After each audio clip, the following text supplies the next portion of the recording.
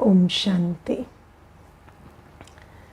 Today in the Murli, Baba says that you must do away with so you have to remove your devilish defects and imbibe godly virtues.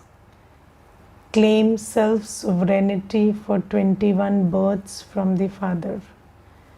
Now, Baba says that defects come from Ravan and virtues come from Baba. That's why they are called godly virtues. And so we have to remove the devilish defects and imbibe godly virtues. So first thing that we have to do is pull our Buddhi Yoga from Ravan and connect it to Baba. Yes, so because you become like the one you have yoga with. So only when I pull my yoga from Ravan and connect with Baba, then I'll be able to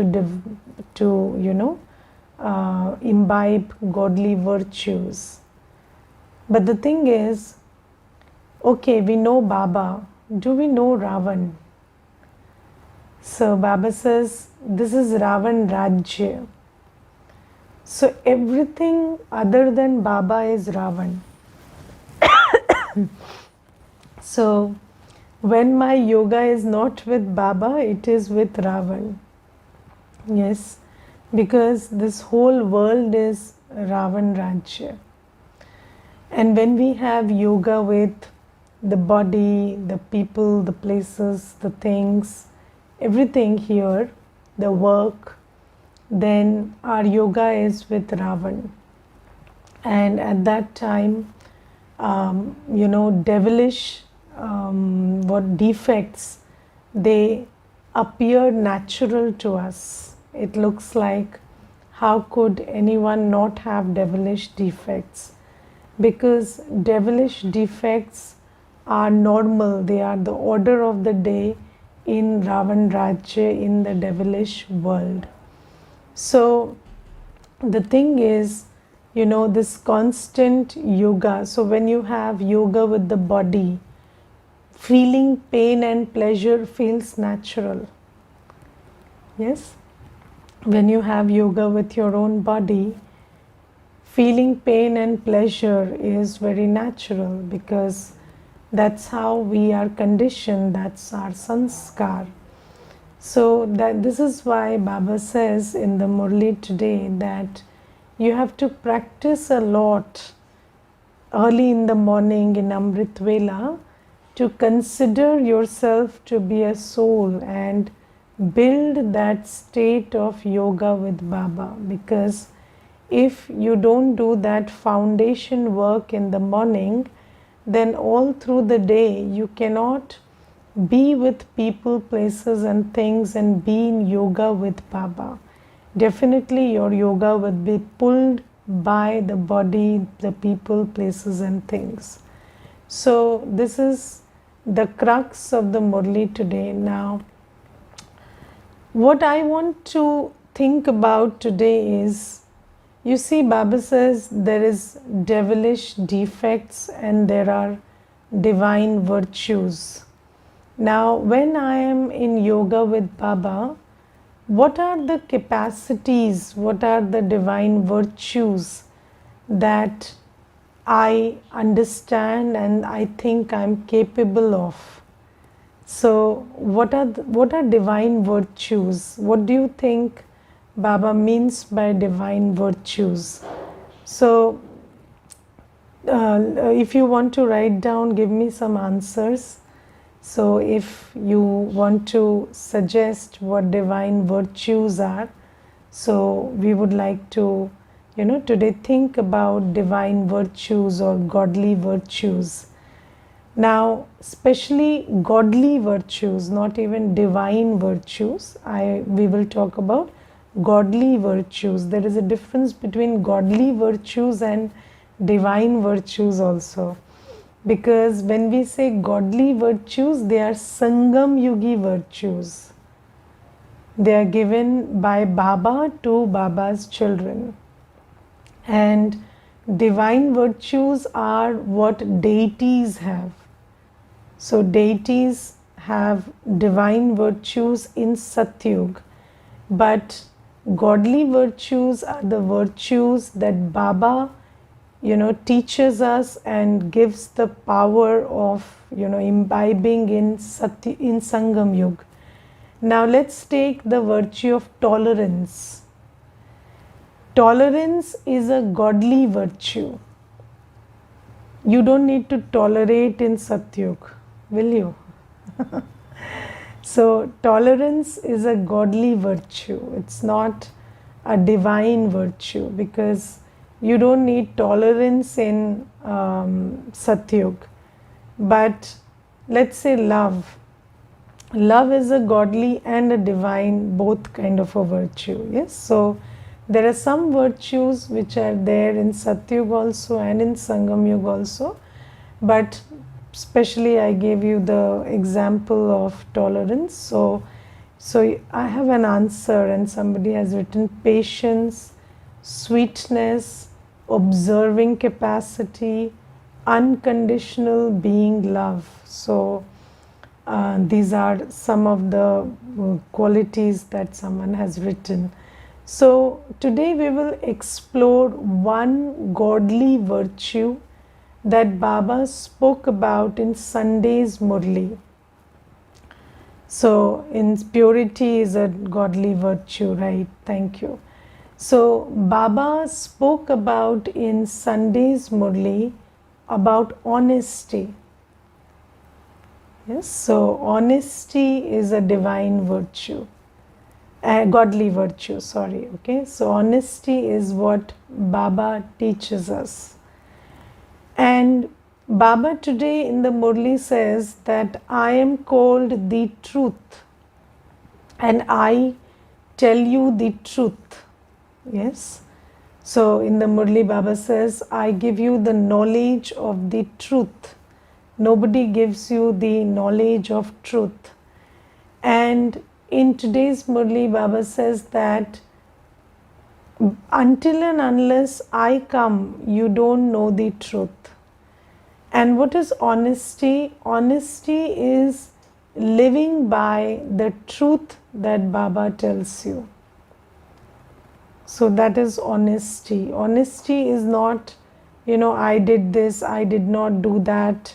That is not honesty. Honesty is when Baba tells me the truth and I live by that truth in thought, word and action alike. That is called honesty.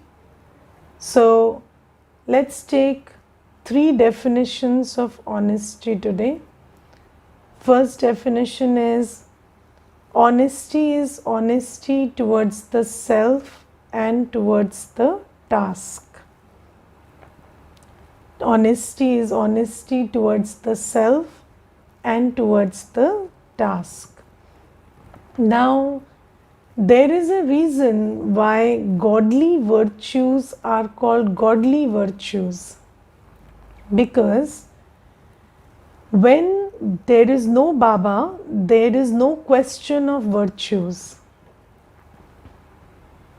Right? So if I work with this definition that honesty means honesty towards the self and towards the task, then this means that first I need to know the self and know the task. Okay? I need to know the self and know the task. And when there is no Baba, I don't know the self. I don't know the purpose of my life, do I? So I have no knowledge about why I am here, and I have no knowledge about who am I. So then staying true to my original self and original task doesn't arise. So that question doesn't arise. So this is why, so I'm just giving an example of honesty because we have all read Sunday's Murli. It will be easy to understand that there is a reason why godly virtues are called godly virtues, because they come from God. The foundation, the understanding, the power, everything related to that virtue comes from Baba. So until and unless Baba tells me the truth, how can I be true to my true self and to my task? So this is why godly virtues are called godly virtues. And then Baba says that, so there is another definition of honesty which you can use, which is being a trustee of that which doesn't belong to you and increasing its value. So Baba also that day said that an honest soul will increase the jewels it has been given, the treasures it has been given. So, it will not waste, it will be a trustee of everything that it has been given. Now, the thing is, in the Ravan Rajya, I think that I have ownership over my body, mind, and wealth. I never thought that I have been given these in trust.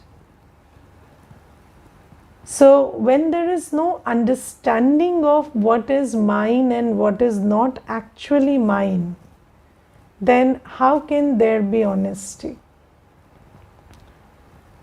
And then there is honesty, which means that you are aligned in thought, word, and action. Yes, but even for that, you need that need that capacity to look whether you are aligned or not.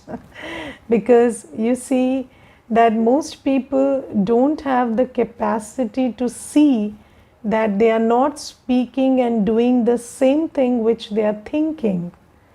And if I will tell you a very interesting phenomena, that most people think good but speak and act bad. Yes, they think good, and if you ask them, they would say, I was thinking right inside. I don't know how I ended up doing this. So most people don't have bad intentions, just bad actions, because the intention doesn't translate into action because the sanskars come in between. So have you seen situations when you start and your aim is to go and say sorry, and then you go and end up having a big fight with that person?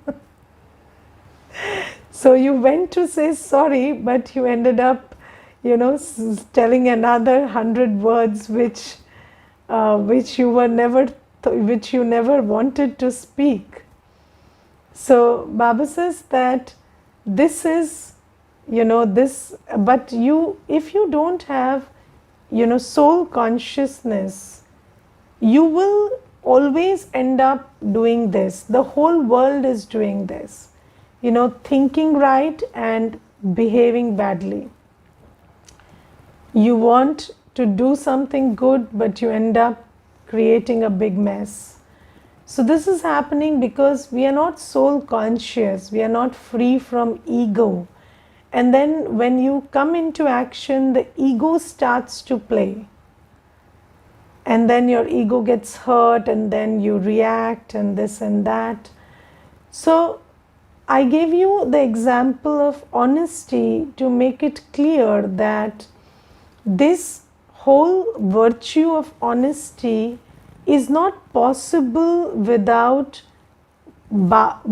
knowledge from Baba and without the power that we develop by following Baba's Shrimat. And you see that today Baba underlines this for us.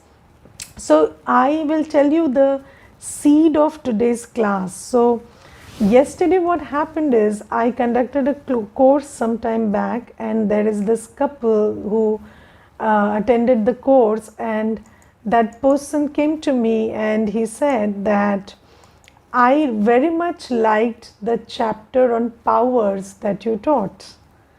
So there was the power to tolerate, pack up, accommodate, discern, decide, cooperate, and I liked it very much. And I want to learn Raj Yoga. You said that Raj Yoga is what develops those powers. I don't want to listen to the Murli. I want to learn that Raj Yoga. Yes, so this is a very fancy idea we have that, if you just sit in silence and do something, your inner structure will shift.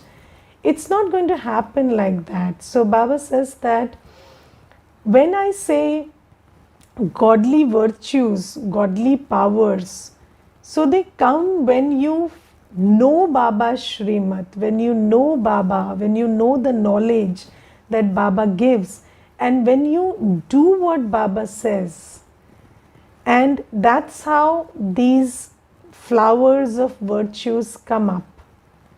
Yes, just like you see when there is a garden full of flowers, you see the garden, it's very beautiful, but the process of raising those flowers is nothing like the garden. It's very different from what you see. The product is very different from the process. So Baba says, you will become virtuous, you will become full of godly virtues and powers, but for that the method is knowledge and yoga. Knowledge and yoga. And this is why today Baba tells us that, I come, and the task that I do is I teach knowledge and yoga. Yes, so until and unless you know the truth, until and unless you have knowledge about who you really are, who you belong to, what is your aim, what is the structure of this whole universe, how does the drama cycle turn, what is your Adi Anadi Swarup, until and unless you understand all of that, and until and unless you sit in soul consciousness and practice remembrance of Baba in Amrit Vela, you cannot imbibe godly virtues. You can understand godly virtues, you will love the explanation, but you cannot imbibe godly virtues until you have yoga with God. If you have yoga with Ravan Rajya, if you have body conscious, if you are body conscious, you will anyways exhibit devilish defects. So this is something. And then Baba says that I come and I do this thing, I give knowledge, I teach yoga, and it is up to everyone to practice. So Baba gives the knowledge, Baba teaches the knowledge, Baba teaches yoga, but do we do that much of yoga? Do we remember Baba that much? I wouldn't ask you to raise your hand, but at least 50% don't even wake up in Amrit Vela. So, so when you don't even wake up in Amrit Vela, and even the foundation of yoga is not built, so you have not used the best time to detach from the body and identify with Baba and draw in powers and virtues. If you have not done that work, and then you have not paid full day attention to maintaining that stage, then how can you exhibit godly virtues in action? It is not possible. Yes, so we must understand this. And then Baba says that the moment you are in Ravan Rajya, devilish defects look very natural. So you see, this whole Ravan Rajya this whole Ravan Rajya is about us and them and less and more. This whole Ravan Rajya is about us and them and less than and greater than. So I like to put it this way. So it is us and them and less than and greater than. In the whole day, what do you keep doing? Your ego tells you sometimes you are greater than that one, and then sometimes less than this one. Yes, so there are the two sides of ego, inferiority complex and superiority complex. Yes, and do you know how we camouflage this inferiority complex and superiority complex? We say inferiority complex is humility. Yes, so when you're suffering from inferiority complex, you say that is humility. Yes, and when you are suffering from superiority complex, you say that is swabhiman, self-respect. Yes, so but you you have to think about this a little for it to settle inside you. So you see that when there is someone in front of you and you create this thought and feeling that I'm not as good as them, and then you're trying to assert that I am still fine, so you're already caught in that trap that I'm not good as them, and then you're trying to assert that it's okay. Then you say I'm very humble, so even if they're bad, I am cooperating with them, I'm nice to them because I have this humility, this goodness. But the thing is, if you are humble, that's a godly quality, and any humble person won't suffer inside. But there is a lot of suffering because when you see that person, you have started comparing yourself internally with them, and that internal voice tells you you're not good enough. Because it's a body conscious voice, it's telling you you're not good enough. And then you are doing everything on the outside to not express that. Yes, so you're doing everything on the outside to stop yourself from expressing that I feel that I'm not good enough. And then you think that you're being humble, but then you're suffering inside because that's what inferiority complex does to you. Yes, so, and then there is superiority complex. When you think, I am the greatest, there is no one like me. Yes, and then you're not willing to learn, you're not willing to grow, you're not willing to acknowledge your mistakes, and then you say, I have a self-esteem, they hurt my swabhiman, they spoke this, that, and the other, and then so you explain your hurt that your hurt is not because of ego, it's because of swabhiman, it's because of self-esteem. But that's not how it is. So and then this in these this extremes of ego, the middle one, the zero, the truth is that you are unique. You are neither less than nor greater than anyone. And there is no scope for comparison. And there is, when somebody speaks something to you, then the only thing you have to look for is there anything that I want to take from their words? So, you don't have to take anybody's opinion about who you are. or how you are, but if they are telling you something which you can use to better yourself, you take that. Yes. So you should know yourself, and when somebody is pointing out something, you just try to ask yourself that, do I think that I need to imbibe this, and will that make me better? And if it does, you take it. Yes. And Baba says, don't mind the tone.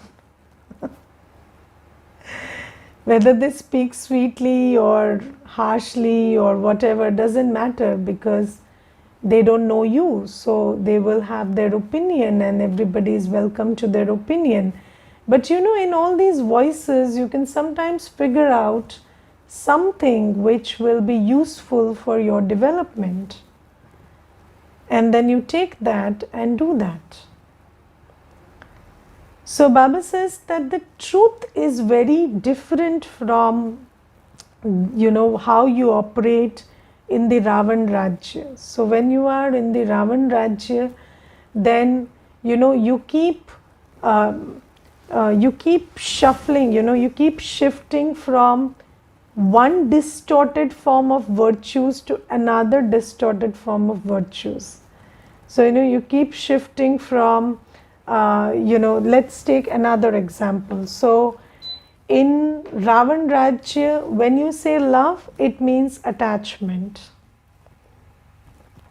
Yes. And then when you say I fell out of love, it means you abandon that person. Yes. So so Baba says, when you say I have, and when you abandon that person, you don't say that you abandoned that person, you say I got detached. Yes, so you have spoiled both the words. So your love is dangerous, your detachment is dangerous. So this is how we operate in Ravan Rajya. So attachment is called love, and abandonment is called detachment. But Baba says no. Detachment is detachment, love is love, and I teach you both of them. So what is love? Love is when you are invested in the intention that somebody grows, somebody is uplifted, you are willing to give your time, thought, and attention to teach them knowledge and yoga so that they develop and grow. And when you always have good wishes and good feelings for the other, that is called love. And what is detachment? It is the same as love. So love and detachment go together. Yes. But what we have done in Ravan Rajya is we have messed up with all the ideas. And then Baba says, this is why when you are in Ravan Rajya, then you want to be virtuous, but you end up being vicious, because until you have Baba, you don't understand virtues. You don't understand virtues. And when you have yoga with Baba, Baba is the embodiment of virtues and the knowledge of virtues. So when you have yoga with Baba, your understanding of virtues gets better, and also you understand how those virtues play out in action. Because you see that if there is no embodiment of virtue and it is only theoretically taught, you don't get it. So you need somebody to embody them and exhibit them in action. And that is what Baba does. Baba has shown us the example of how love plus detachment looks like. Yes, does Baba ever stop caring? Ever? Never. Does he ever get attached? Never. Does he have any expectations? No, only hope that you do better. Yes, but no expectations. So, no absolute detachment with absolute love. That is the divine, the godly love that Baba gives.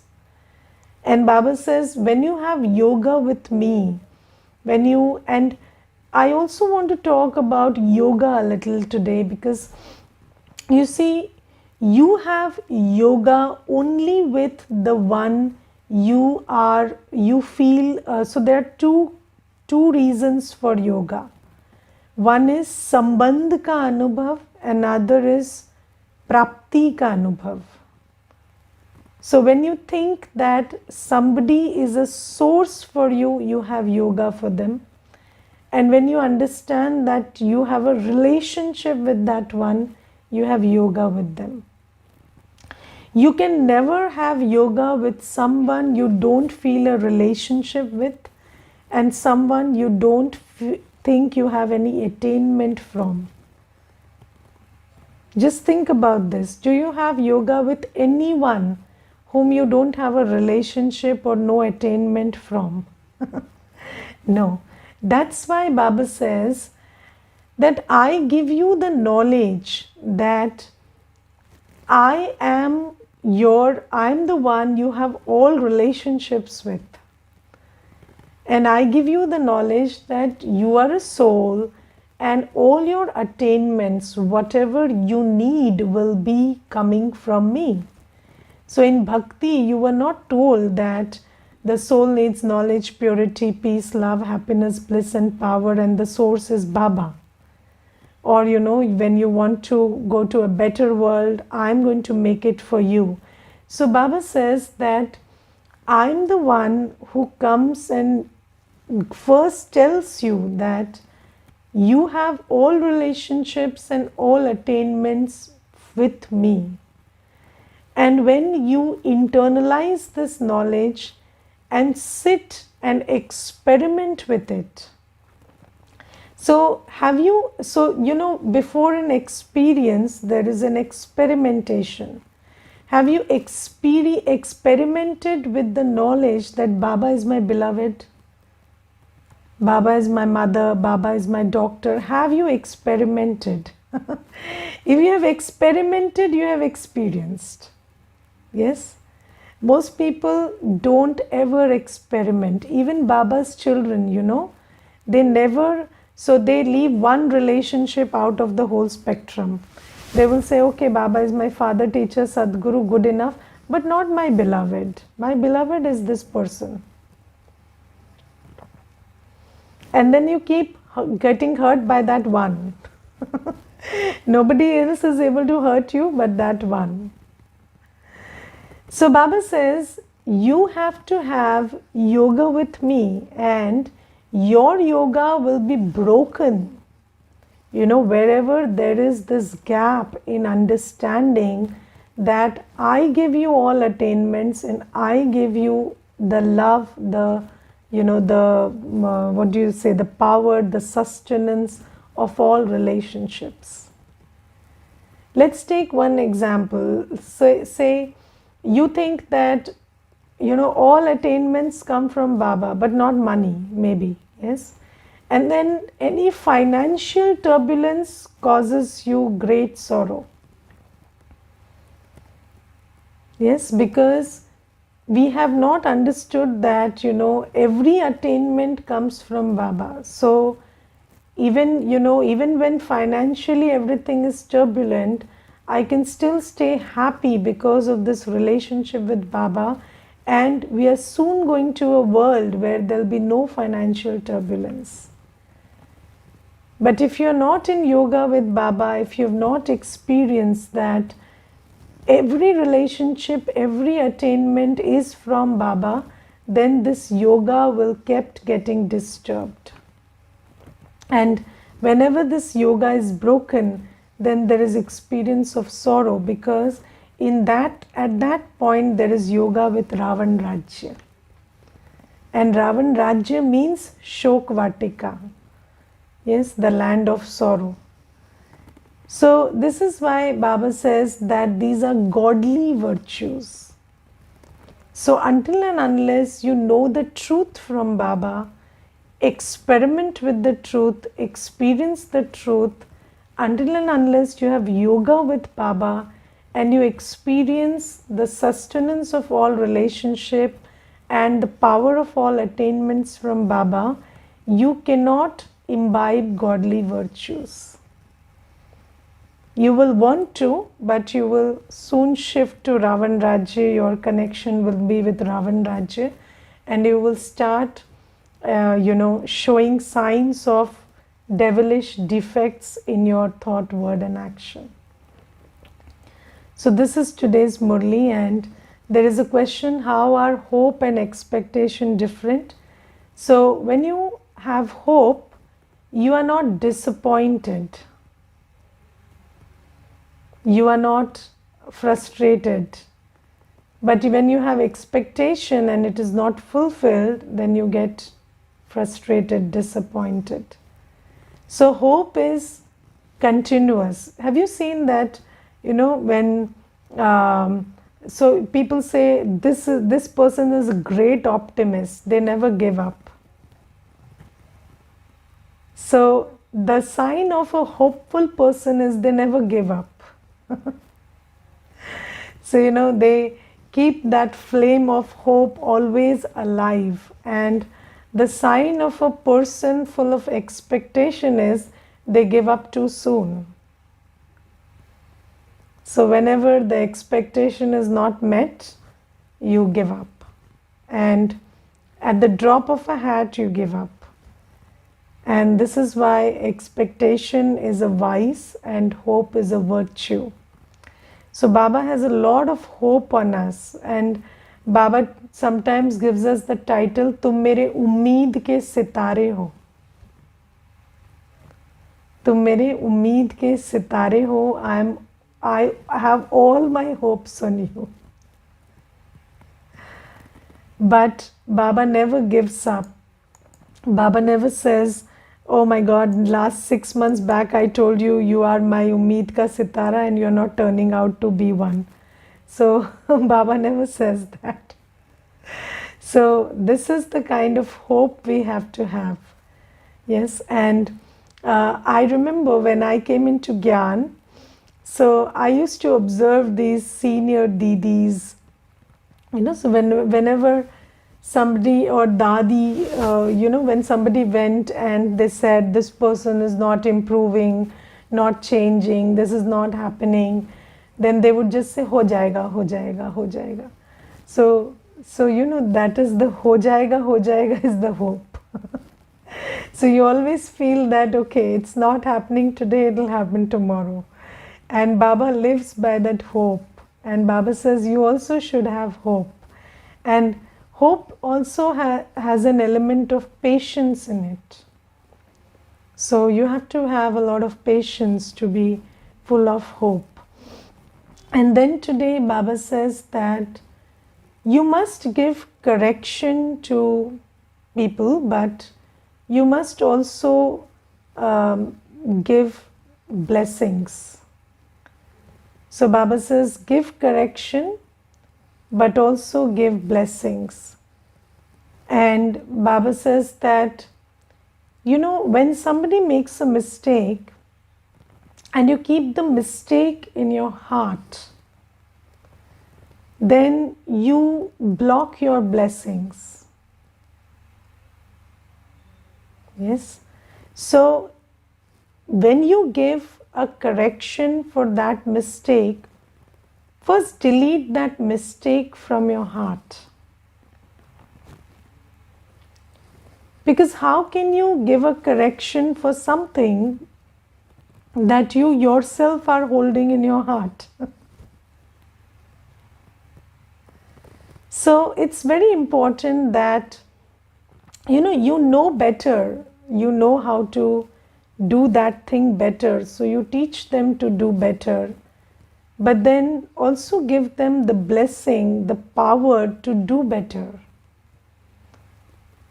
And I think this is such a great teaching, that the the majority of problems in the world are because of this.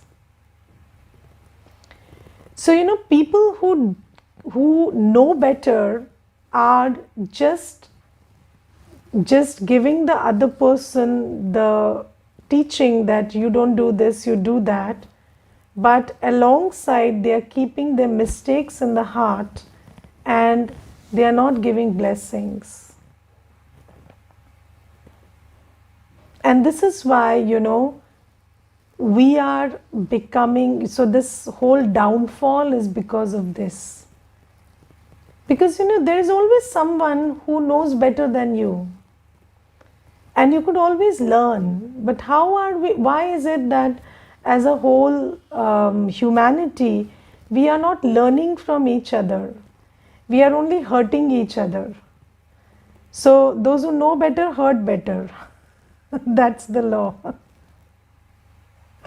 But we can grow together, because obviously everybody knows something which is different from the other.